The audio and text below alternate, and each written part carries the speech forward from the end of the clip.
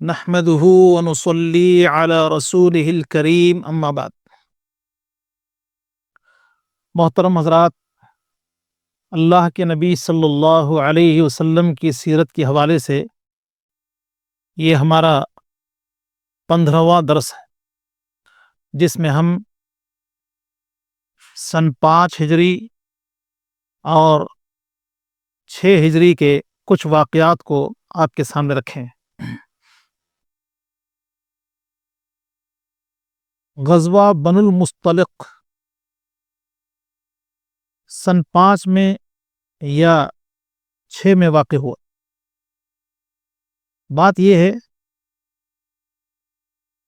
کہ قبیلہ بنو المصطلق کے سردار حارث بن ابی ضرار نے اللہ کے نبی صلی اللہ علیہ وسلم اور مسلمانوں کے خلاف کارروائی شروع کر دی۔ پیارے نبی صلی اللہ علیہ وسلم کو اطلاع ہوئی تو آپ علیہ الصلاۃ والسلام نے تحقیق کے لیے بریدہ بن حصیب رضی اللہ عنہ کو بھیجا۔ انہوں نے اللہ کے نبی صلی اللہ علیہ وسلم کو اطلاع دی کہ حارث جنگ کی تیاری کر رہے ہیں۔ اللہ کے نبی صلی اللہ علیہ وسلم نے صحابہ اکرام رضوان اللہ علیہ مجمعین کو لیا اور آپ بنو المصطلق کی قبر کے لیے نکل پڑے۔ مریسی کے چشمہ پر دونوں فوجیں آپس میں ٹکرائیں۔ مسلمانوں کے حملہ سے بنو المصطلق کے لوگوں کو ناکامی کی صورت دیکھنی پڑی۔ کچھ آدمی قیدی بنا لیے گئے اور کچھ عورتیں بھی۔ حارث کی بیٹی جویریہ رضی اللہ عنہا، جو اللہ کے نبی صلی اللہ علیہ وسلم کی بیوی بنی، قیدی بن کے آئیں، اور یہ ثابت ابن قیس رضی اللہ تعالیٰ عنہ کے حصہ میں آئیں۔ ثابت ابن قیس رضی اللہ تعالیٰ عنہ چاہتے تھے کہ کچھ رقم لے لی جائے اور ان کو چھوڑ دیا جائے۔ جویریہ رضی اللہ عنہا اللہ کے نبی صلی اللہ علیہ وسلم کے پاس آئیں اور انہوں نے نبی علیہ الصلاۃ والسلام سے مالی تعاون کی درخواست کی۔ اللہ کے نبی صلی اللہ علیہ وسلم نے جویریہ رضی اللہ تعالی عنہا کو مالی تعاون کیا۔ پھر آپ علیہ الصلاۃ والسلام نے انہیں آزاد کر کے اپنے نکاح میں لے لیے۔ جویریہ رضی اللہ تعالی عنہا بڑی نیک خاتون تھیں، اللہ رب العالمین کی عبادت گزار تھیں۔ جویریہ رضی اللہ تعالی عنہا سے کچھ روایتیں حدیث کی کتابوں میں ہم کو ملتی ہیں۔ ایک مشہور روایت جو صبح کے اذکار کے حوالے سے ہم پڑھتے اور سنتے ہیں کہ جویریہ رضی اللہ تعالی عنہا اپنے گھر میں اللہ رب العالمین کو یاد کرتی ہوئی ذکر و اذکار میں مصروف ہیں۔ پیارے نبی صلی اللہ علیہ وسلم ان سے جدا ہوئے۔ کچھ دیر کے بعد اللہ کے نبی صلی اللہ علیہ وسلم گھر واپس ہوئے تو آپ نے دیکھا کہ جویریہ رضی اللہ تعالیٰ عنہا ذکر و اذکار میں مصروف ہیں۔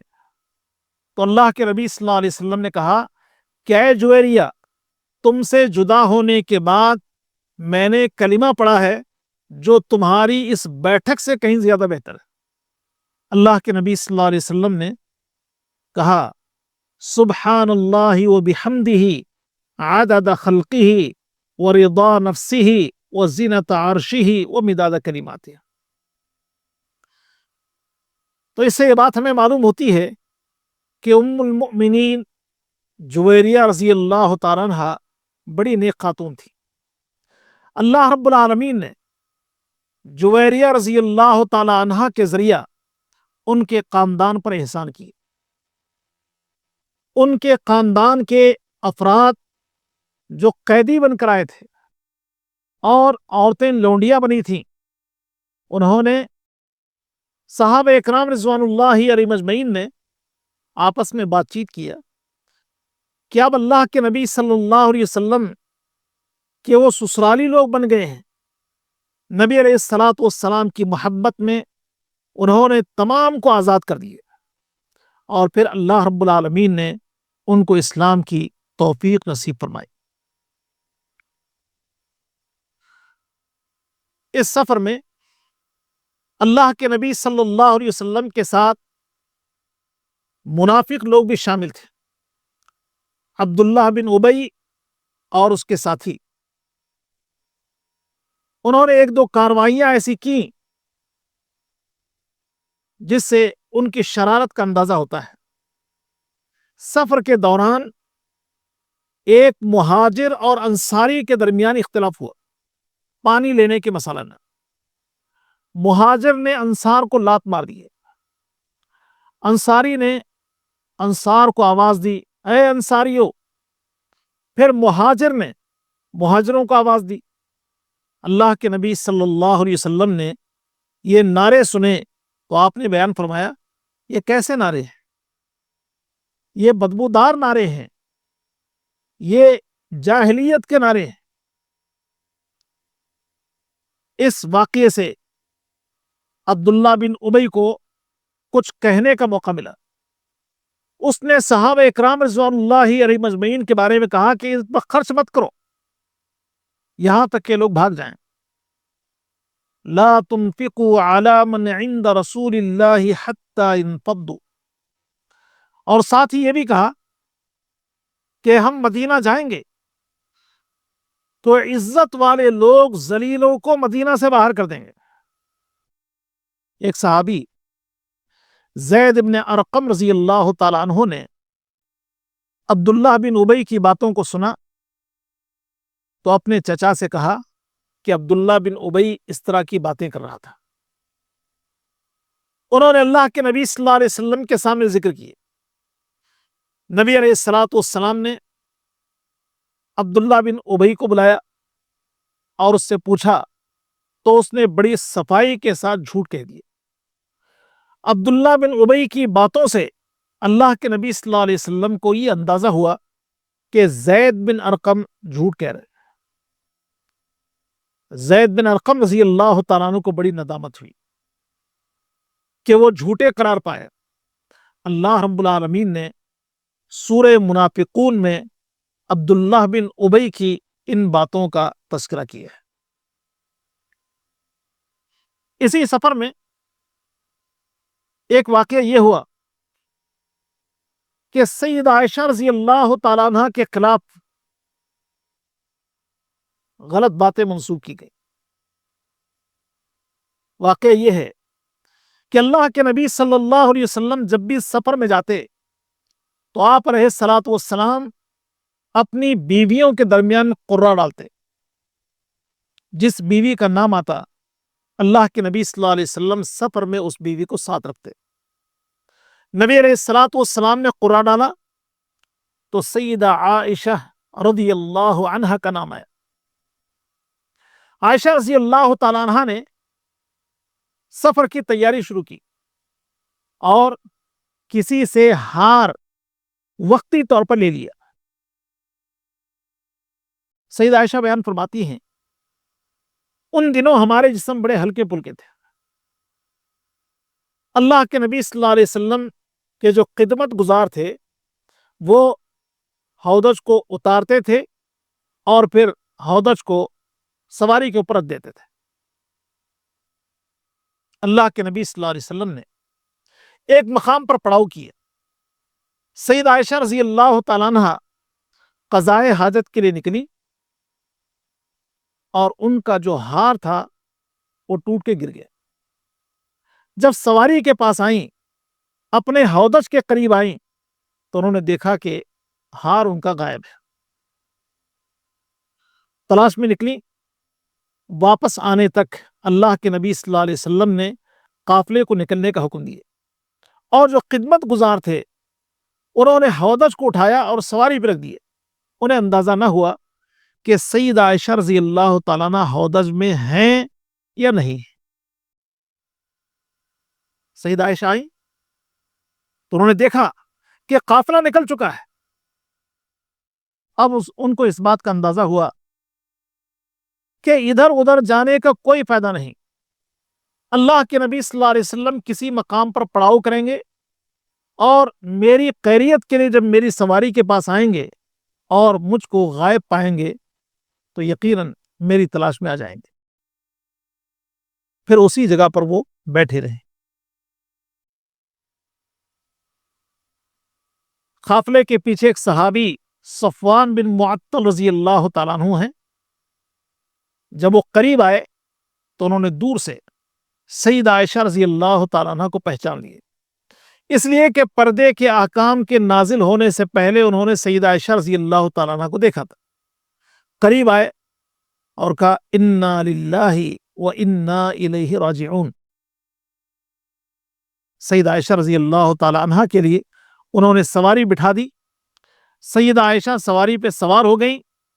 صفوان بن معطل رضی اللہ تعالیٰ عنہ نے اللہ کے نبی صلی اللہ علیہ وسلم کے قافلے کے ساتھ سیدہ عائشہ رضی اللہ تعالیٰ عنہ کو ملا دیا. اب یہ واقعہ عبداللہ بن ابی کو مل گیا. اس نے سیدہ عائشہ رضی اللہ تعالیٰ عنہ کے خلاف غلط باتیں کی اور یہ بات بڑی تیزی کے ساتھ مدینہ میں پھیل گئی. سفر سے واپسی کے بعد 1 مہینہ سیدہ عائشہ رضی اللہ تعالیٰ عنہ بیمار رہے. 1 ماہ کے بعد قضائے حاجت کے لیے ام مستح کے ساتھ جب وہ باہر نکل رہی تھی تو ان کی چادر پیر میں آئی، یعنی ام مستح کی چادر ان کے پیر میں آئی. تو انہوں نے مستح صحابی رسول کو برا بھلا کہا، اور یہ ابو بکر صدیق رضی اللہ تعالیٰ عنہ کے رشتہ دار تھے. سیدہ عائشہ رضی اللہ تعالیٰ عنہ نے کہا کہ تم کیوں گالیاں دے رہی ہو، کیوں مستح کو برا بھلا کہہ رہی ہو، وہ تو صحابی رسول ہیں. تو ام مستح نے عائشہ رضی اللہ تعالیٰ عنہ کو خبر دیا، کیا تمہیں نہیں معلوم کہ تمہارے خلاف مدینہ میں کیا بات چل رہی ہے؟ سیدہ عائشہ رضی اللہ تعالیٰ عنہ کو پتہ چلا. عائشہ رضی اللہ تعالیٰ عنہ روتی رہی اور اللہ کے نبی صلی اللہ علیہ وسلم سے انہوں نے اپنے میکے جانے کی اجازت مانگ لی. بڑے ہی دکھ کے ساتھ، بڑے ہی افسوس کے ساتھ سیدہ عائشہ رضی اللہ تعالی عنہ کے شب و روز گزر رہے ہیں. اللہ کے نبی صلی اللہ علیہ وسلم اس واقعے سے بڑے پریشان ہیں. اللہ رب العالمین کی طرف سے کوئی وحی نازل نہیں ہوئی. اللہ کے نبی کبھی کسی صحابی سے پوچھیں، کبھی قادمہ بریرہ سے پوچھیں، کبھی کسی اور سے پوچھیں، لیکن کوئی بات نہیں معلوم ہو رہی، حقیقت کا پتہ آپ کو نہیں چل رہا. اللہ کے نبی صلی اللہ علیہ وسلم بھی پریشان ہوئے. اللہ کے نبی صلی اللہ علیہ وسلم سیدہ عائشہ رضی اللہ تعالیٰ عنہ کے گھر گئے اور آپ نے کہا کہ عائشہ دیکھو رضی اللہ عنہا، اگر تم سے غلطی ہو گئی ہے تو اللہ سے معافی مانگ لو. تو انہوں نے اپنے معاملے کو اللہ کے حوالے کر دیا. کہا کہ اب میری صفائی اللہ تعالیٰ کی طرف سے ہی ہوگی. میں نے اپنے دکھ کو اللہ کے حوالے کر دیا، جیسے یعقوب علیہ السلام نے اپنی پریشانی، اپنے دکھ کو اللہ رب العالمین کے حوالے کی. پیارے نبی صلی اللہ علیہ وسلم پر وحی کی کیفیت طاری ہونے لگی. سیدہ عائشہ رضی اللہ تعالیٰ عنہ کو یقین ہوا کہ یقیناً میرے بارے میں اللہ رب العالمین کی طرف سے کوئی بات بتائی جا رہی ہے. لیکن یہ نہیں پتا تھا کہ اللہ رب العالمین اس واقعے کو قرآن کی آیتیں بنا دے اور سیدہ عائشہ رضی اللہ تعالیٰ عنہ کی صفائی میں قرآن کریم کی آیتیں نازل ہو جائیں گی. جب آیتیں نازل ہوئیں تو اللہ کے نبی صلی اللہ علیہ وسلم نے سیدہ عائشہ رضی اللہ تعالیٰ عنہ کو مبارکباد دی، اور اس واقعے کے اندر جو ایمان والے تھے اللہ کے نبی صلی اللہ علیہ وسلم نے ان کو سزا دی. یعنی ان پر کوڑے اللہ کے نبی صلی اللہ علیہ وسلم لگوائے، جن میں حسان ابن ثابت رضی اللہ تعالیٰ عنہ، مصطح رضی اللہ تعالیٰ عنہ اور حمنہ بنت جہش رضی اللہ تعالیٰ عنہ ہے۔ اور منافقوں نے اس واقعے کو جو رنگ دیا تھا، اللہ کے نبی صلی اللہ علیہ وسلم نے حکمت کے پیش نظر ان کو نظر انداز کر دیا۔ ویسے انجام کے اعتبار سے بھی اللہ رب العالمین نے اس بات کی خبر دی کہ منافق جہنم کے نچلے درجے میں ہوں گے۔ ایک واقعہ، اللہ کے نبی صلی اللہ علیہ وسلم کی خدمت میں عقل اور عرینا کے لوگ حاضر ہوئے، انہوں نے اسلام قبول کر لیا۔ مدینہ کی آب و ہوا انہیں راس نہ آئی۔ اللہ کے نبی صلی اللہ علیہ وسلم سے انہوں نے شکایت کی کہ اللہ کے نبی، مدینہ کی آب و ہوا ہمیں راس نہیں آ رہی۔ پیارے نبی صلی اللہ علیہ وسلم نے کہا کہ مدینہ کے باہر ہمارے اونٹ ہیں، تم وہاں پر رہائش اختیار کر لو۔ علاج کے طور پر اونٹنیوں کا دودھ اور پیشاب تم پیا کرو، جو مرض تمہیں لاحق ہو گیا ہے یہ ختم ہو جائے گا۔ چنانچہ وہ لوگ اس علاقے میں چلے گئے جہاں پر اللہ کے نبی صلی اللہ علیہ وسلم کے اونٹ تھے۔ علاج کے طور پر انہوں نے دودھ اور پیشاب کا استعمال شروع کیا، بیماری ختم ہو گئی، اور جب وہ صحت یاب ہو گئے تو انہوں نے اللہ کے نبی صلی اللہ علیہ وسلم کے چرواہے کے ساتھ برا سلوک کیا۔ چرواہے کی آنکھوں میں انہوں نے سلائیاں ڈالی اور اس کو قتل کر دیا۔ پیارے نبی صلی اللہ علیہ وسلم کو جب اس واقعے کی خبر ہوئی تو اللہ کے نبی صلی اللہ علیہ وسلم نے کرز بن جابر فہری کو رضی اللہ عنہ ان کے تعاقب کے لیے بھیجا۔ انہوں نے ان لوگوں کا تعاقب کیا۔ اللہ کے نبی صلی اللہ علیہ وسلم نے ان تمام لوگوں کے ساتھ وہی سلوک کیا جو انہوں نے نبی صلی اللہ علیہ وسلم کے چرواہے کے ساتھ کیا تھا۔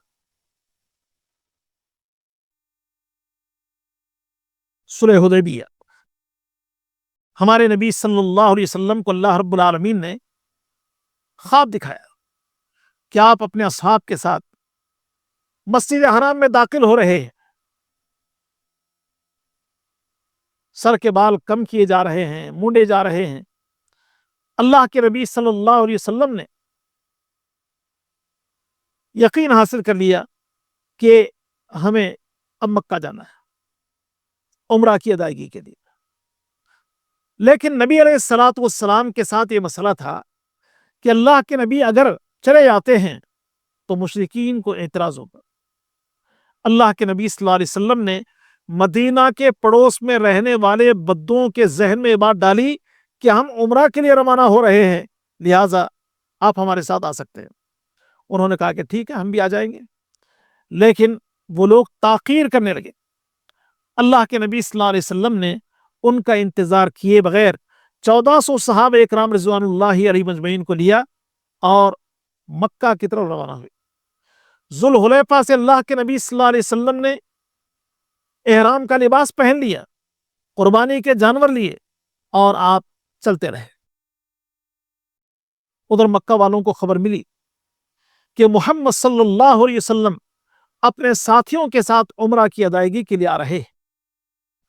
انہوں نے راہ روکنے کے لیے، اللہ کے نبی صلی اللہ علیہ وسلم کو روکنے کے لیے خالد بن ولید رضی اللہ عنہ، جو ابھی مسلمان نہیں ہوئے تھے، 100 آدمیوں کے ساتھ بھیجا۔ قراء الغمیم نامی مقام پر اللہ کے نبی صلی اللہ علیہ وسلم اور خالد بن ولید کا آمنا سامنا ہونا تھا، لیکن اللہ کے نبی صلی اللہ علیہ وسلم خون ریزی نہیں چاہتے تھے، لڑائی نہیں چاہتے تھے۔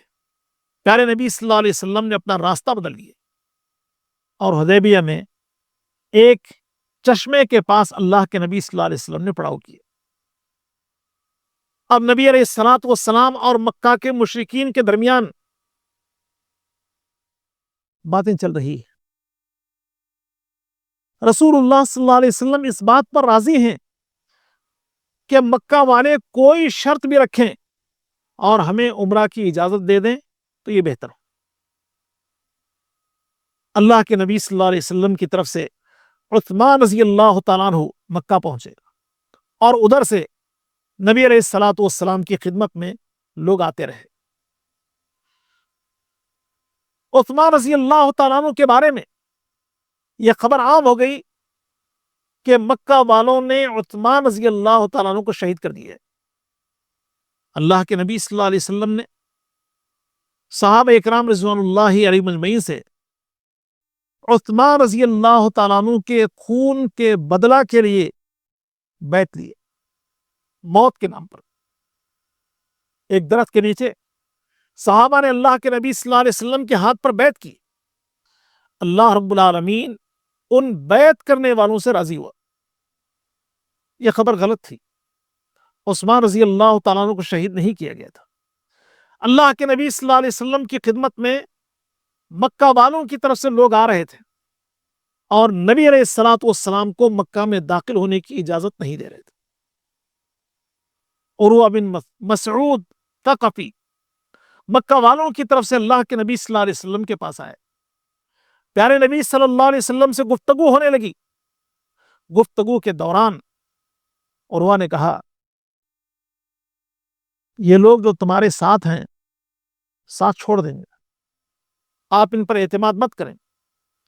ابو بکر صدیق رضی اللہ تعالیٰ عنہ نے بڑے ہی سخت لب و لہجے میں جواب دی۔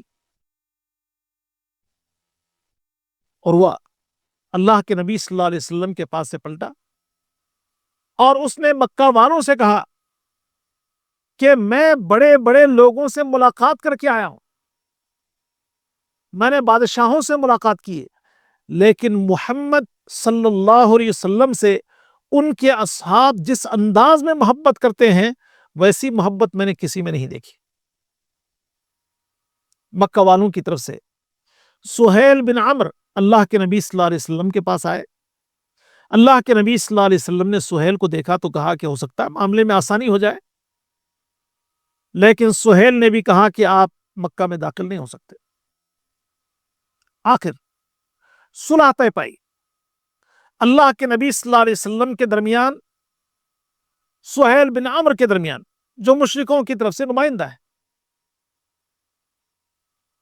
اور تحریر لکھی جا رہی ہے، بسم اللہ الرحمن الرحیم۔ سہیل بن عمرو نے اعتراض کیا کہ جاہلیت کی رسم کے مطابق بِاسْمِكَ اللہم اتنا ہی لکھے۔ اللہ کے نبی نے کہا ٹھیک ہے۔ پھر آگے لکھا گیا کہ یہ فلاں کی تحریر ہے، یعنی محمد الرسول اللہ صلی اللہ علیہ وسلم اور فلاں کے درمیان یہ تحریر لکھی جا رہی ہے۔ سہیل بن عمرو نے اعتراض کیا، کہا کہ اگر ہم محمد صلی اللہ علیہ وسلم کو رسول مان لیں تو یہ اختلاف ہی ختم ہو جائے گا، ہم رسول نہیں مانتے، لہٰذا آپ رسول کا لفظ ہٹا دیں۔ اللہ کے نبی صلی اللہ علیہ وسلم نے علی رضی اللہ تعالیٰ عنہ سے کہا کہ رسول کا جو لفظ تم نے لکھا اس کو مٹا دو۔ انہوں نے کہا کہ اللہ کے نبی نہیں مٹاؤں، یہ اللہ کے نبی صلی اللہ علیہ وسلم سے محبت اور عقیدت تھی۔ اللہ کے نبی صلی اللہ علیہ وسلم نے قلم کو اپنے ہاتھ میں دیا اور کہا کہ بتاؤ وہ لفظ کہاں ہے۔ آپ علیہ الصلوۃ والسلام نے اس کو مٹا دیا۔